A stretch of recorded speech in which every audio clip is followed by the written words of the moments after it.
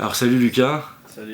tu viens de t'entraîner, on te prend juste à la descente de la moto.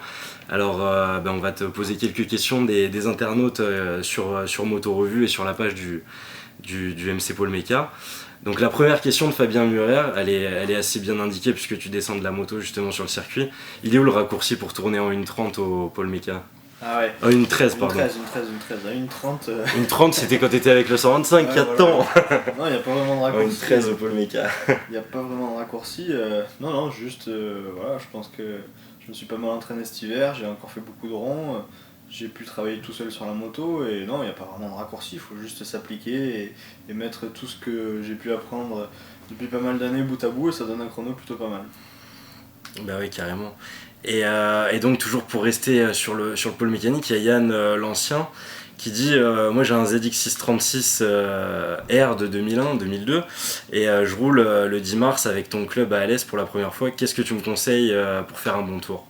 Ouais, c'est un peu compliqué à dire comme ça. Je bois du vin entre midi et deux, ferme les yeux et accélère quoi. Je vois que ça à dire quoi. Non, il n'y a pas vraiment. C'est toujours compliqué de prendre son temps et de s'appliquer. Dans tous les cas, il y a des champions du monde, il n'y en a pas partout non plus. Donc je pense que la règle numéro un c'est de se faire plaisir. Et puis voilà, si on se focalise que sur le chrono, ça devient vite ennuyeux.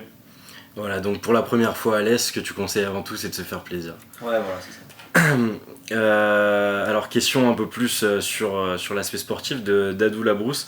Pourquoi pas tenter le championnat de SBK anglais, par exemple, pour après tenter ta chance au mondial, plutôt que de courir vers un titre déjà acquis? Non, mais l'Angleterre, ça m'intéresse pas. Voilà, j'ai la chance d'avoir une bonne équipe en championnat du monde super sport. Je vais pas aller en Angleterre. Euh, Surtout que voilà, le championnat anglais, c'est sur des circuits assez petits, assez dangereux. C'est pas quelque chose qui m'attire spécialement. Ça m'a attiré il y a quelques années, avant justement d'aller rouler en mondial. Mais maintenant que j'ai ma place là-bas, je vois pas pourquoi j'irai là-bas. Et puis il pleut tout le temps en plus. On est mieux au soleil C'est d'Alès. ça. Alors toujours, il y a pas mal de questions hein, sur le SBK, sur le WSBK. Alors là, c'est Damien Amrel qui demande: Salut Lucas, apparemment ton contrat ne serait que d'un an. Est-ce qu'en cas de bon résultat en fin de saison, une seconde moto pourrait être engagée pour toi en WSBK dans Steam? Ouais, donc non, j'ai pas un contrat d'un an, j'ai un contrat de 2 ans avec Kawasaki, avec plusieurs options. Donc si je suis champion du monde en super sport, j'aurai donc une super bike l'année d'après, la même que Toprak, qui est dans l'équipe. Et si jamais je suis pas champion du monde, j'ai une seconde année avec la 600 et sûrement même avec la nouvelle 636 parce qu'ils sont en train de faire le maximum pour l'homologuer et ouvrir un peu le championnat pour que différentes marques rentrent et alimentent le championnat. Ok, alors une question de Densdo maintenant.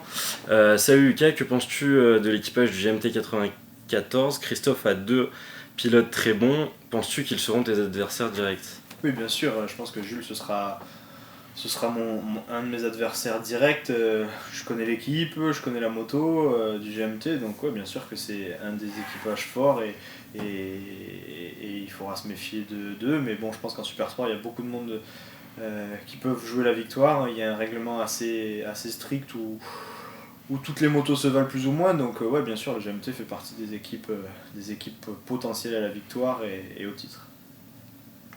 Alors on a Flyman75 et Marie qui posent une question. Je pense que tu y as répondu avec ton chrono ici à Alès, mais penses-tu avoir avec cette Kawasaki les armes pour te battre pour le titre? Oui, bien sûr. Maintenant, il faut pas rêver non plus. C'est pas la toute dernière moto, c'est une vieille moto, pardon, qui date de 2009. Donc automatiquement, après les premiers essais, on a pu voir qu'il y avait quand même un léger déficit par rapport à la Yamaha sur le point électronique. Même si on a une électronique limitée sur le super sport, mais il y a quand même des grandes différences. Alors aujourd'hui, je pense que c'est pas la moto à avoir pour gagner un championnat. Maintenant, Kawasaki sont très motivés pour regagner le titre, l'équipe est motivée aussi, ils connaissent la moto par cœur. Donc, ouais, je pense qu'aujourd'hui j'ai un outil et une équipe. Je parle pas que de la moto, mais je pense que le package général est bon pour la victoire. Et ils ont 5 titres de champion du monde avec Enan sur la Kawa, donc je vois pas pourquoi j'y arriverai pas. Alors maintenant, Guérin qui demande que te manque-t-il pour te rapprocher des chronos de Cluzel à Portimao, du moteur, mise au point du châssis? Ouais, bah, les tests, c'est pas spécialement pour faire des chronos. C'est toujours compliqué, des journées de tests comme ça. toutes les équipes sont différentes, on ne travaille pas sur la même chose. Le GMT, peut-être qu'en fin de journée ou en début de journée, ils avaient fini ce qu'ils avaient essayé sur la moto parce que c'est comme ça. Et voilà, et peut-être qu'ils ont passé des pneus neufs au bon moment. Il y a eu beaucoup de problèmes de météo, avec beaucoup de périodes où il y avait du vent, des périodes où il y avait un peu d'eau, donc il suffisait d'être au bon moment, au bon créneau. Voilà, on n'était pas là à Portimao pour se battre pour les chronos, même si tous les journalistes, même si tout ce qui se passe derrière font comme si c'est la grande bagarre. Non, voilà, la vraie bagarre, elle commence à la course ici et au test hivernaux, on est là pour essayer plein de pièces et donc les chronos aujourd'hui, ça ne veut rien dire du moins sur des tests hivernaux.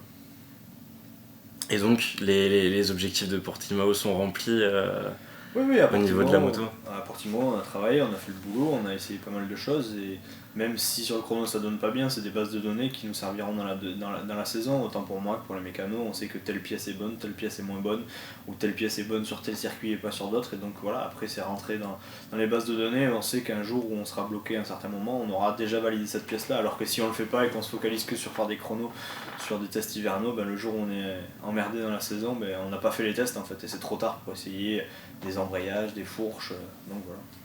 Ouais, complètement. Du coup, tu as répondu en partie avant, mais il y a Fred qui demande quels sont les points forts et les points faibles de la Kawasaki par rapport à la Yamaha que tu connais particulièrement bien. Je pense que le point fort de la Kawasaki, vraiment, c'est le train avant et le freinage. Alors, le train avant avec du frein. C'est vraiment quelque chose qui m'a bluffé sur la moto. C'est une moto avec laquelle on peut vraiment freiner fort, doubler, attaquer, ce qui était moins le cas avec la R6. Par contre, en contrepartie, je pense que la moto a plus de mal à tourner une fois que le frein avant est lâché. Dans les grandes parties rapides, c'est vraiment une moto qui est vraiment difficile à faire tourner. C'est pour ça qu'on a une moto qui est très très courte comparée à la Yamaha pour justement essayer de la faire tourner au maximum.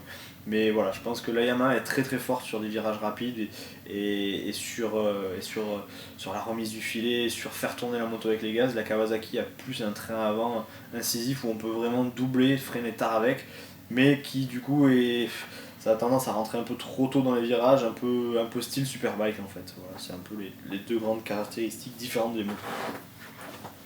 Ok, justement, Denis demande dans quel état d'esprit t'abordes l'ouverture de saison en Australie, sur un circuit où t'as gagné l'année passée. À chaque année, en Australie, la règle qu'on se dit, c'est on peut pas gagner le championnat en Australie, par contre on peut perdre le championnat en Australie. Ça veut dire que voilà, les deux premières courses, faut pas s'enflammer, on est hors de l'Europe, il faut pas. Ça veut rien dire en fait. C'est pas parce que celui qui gagne l'Australie gagnera le championnat et à la fin de l'année on retiendra celui qui a gagné le championnat mais pas l'Australie. Aujourd'hui, si on demande à 90% des mecs qui a gagné l'Australie l'année dernière ou il y a 2 ans, personne n'est au courant. Et par contre, qui a été champion du monde, on le sait. Et voilà, non, c'est vraiment un circuit où il faut pas s'enflammer, il y a moyen de très rapidement se blesser, c'est un circuit rapide. Il y a moyen de perdre la confiance aussi, donc il faut le prendre relax. C'est une course à l'autre bout du monde. C'est la première, il faut que tout se mette en route, marquer des points, rentrer avec des points et pas spécialement se focaliser uniquement sur la victoire. Et voilà. Et moi j'ai encore plein de choses à apprendre avec l'équipe et la moto, donc tranquille.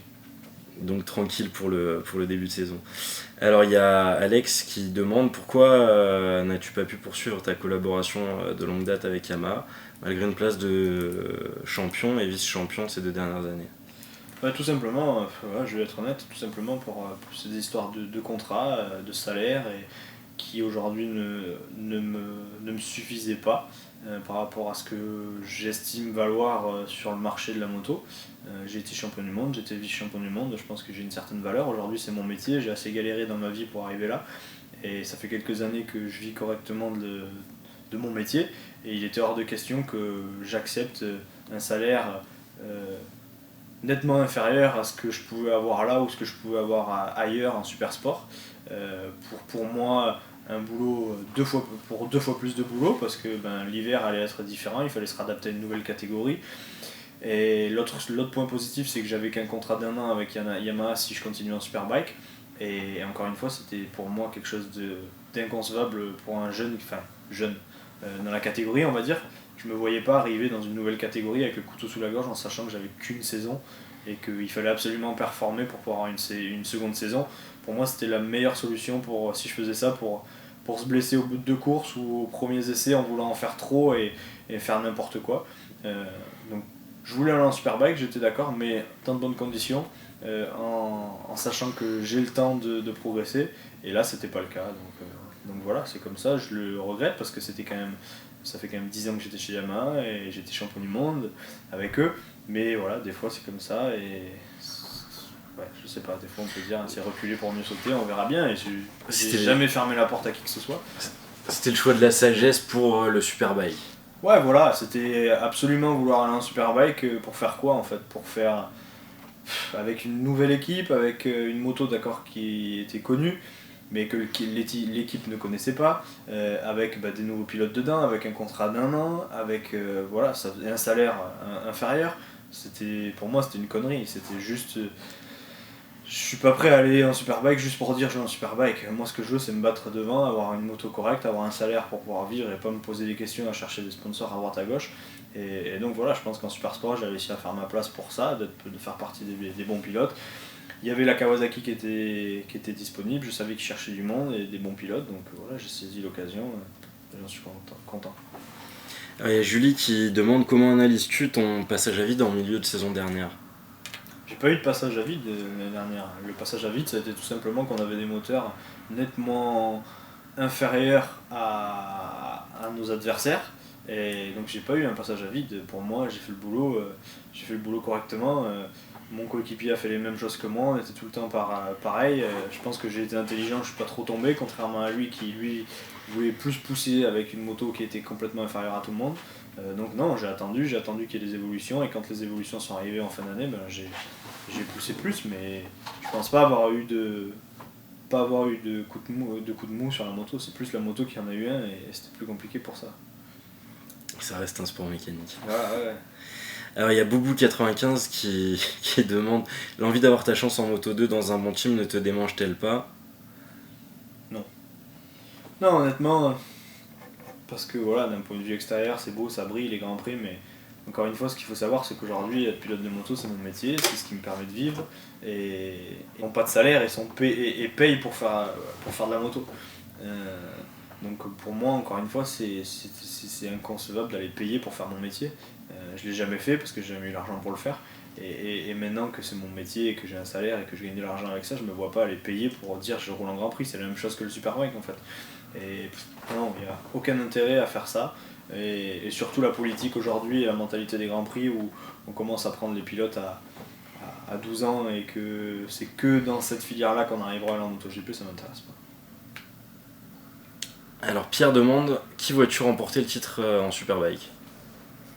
Ça serait étonnant que ce soit pas Jonathan Rie encore. Je pense qu'il est au-dessus de tout le monde, la moto est bonne, mais je pense que sur n'importe quelle moto du plateau, il gagnerait quand même le championnat. Donc je vois pas vraiment d'autres pilotes le battre. Même si je pense que Bautista fera à mon avis de choses intéressantes, mais ce sera quand même une nouvelle moto, donc je pense qu'il faudra laisser de temps, mais je suis sûr que pour 2019, je suis prêt à parier que ce sera Jonathan qui gagnera le championnat. Bon, les paris sont lancés. Alors Doyle35 demande de qui es-tu le plus proche dans le paddock? C'est compliqué en pilote, je sais pas. Je suis pas très proche des gens en fait. Honnêtement, je vais peut-être pas me faire des amis à dire ça, mais voilà, c'est un monde un peu superficiel et c'est un monde. C'est un peu du décor de cinéma tout ça et du coup les personnes sont aussi un peu des acteurs de cinéma, j'ai l'impression. Et donc c'est difficile de faire confiance aux gens. Donc j'ai pas vraiment spécialement de grandes amitiés. J'y vais, je reste dans mon coin, je fais mon boulot, j'essaie d'avoir par contre une forte relation avec mon équipe, mes mécanos, tout ça, mais voilà, je vais plus être proche justement des mécaniciens, du mec qui fait les pneus ou qui conduit la SMIC, des autres pilotes quoi, parce que voilà, c'est un monde un peu différent.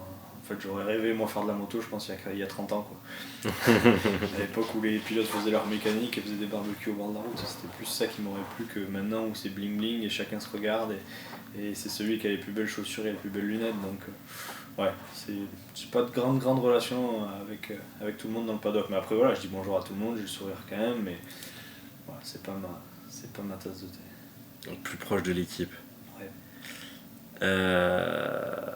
Alors Amir qui pose une question à laquelle il faut pas répondre, mais ton secret pour être le plus rapide, le détail qui fait la différence? Ouais, c'est difficile à dire. Honnêtement aujourd'hui je pense que c'est dans la tête que tout se passe, parce que je pense qu'aujourd'hui, dans n'importe quelle catégorie de championnat du monde, tous les pilotes en termes de pilotage se valent plus ou moins, mais c'est celui qui est le plus serein dans sa tête, qui est le moins stressé, et qui fera à mon avis les meilleures choses en fait. Donc ouais, je pense que c'est d'être le plus détendu et le plus zen sur la moto ou avant la course, quoi. C'est tout. J'en dis pas trop quand même. Faut pas trop en dire, mais l'état d'esprit c'est le plus important, c'est clair. Alors, une bonne question de Julien Vallès. Lucas, quel est le meilleur conseil que l'on t'ait donné et que tu aimerais transmettre? Et de qui il vient? Ça c'est moi qui le rajoute. Ouais, c'est compliqué. Non, le meilleur conseil, et que moi je donne souvent aussi, c'est qu'il faut garder à l'esprit que ça doit rester un plaisir en fait, même si ça devient un métier, même s'il faut essayer de le garder comme plaisir, la moto. Voilà, c'est plus ça qu'il faut dire. Même si c'est dur, même si c'est compliqué, même si on veut vraiment y arriver, il faut quand même oublier que c'est un plaisir, que c'est un loisir, c'est que de la moto. On sauve pas de vie, on fait rien en fait. Demain, si on enlève la moto, le monde il continuera de tourner. Donc ça, c'est plus pour les gens qui ont un peu la tête un peu comme ça. C'est continuer à se faire plaisir, être le plus zen possible, et voilà, pas oublier que ce qu'on fait c'est inutile entre guillemets, et donc ça sert à rien d'avoir un melon de 10 km de long, et continuer à être cool quand même, quoi.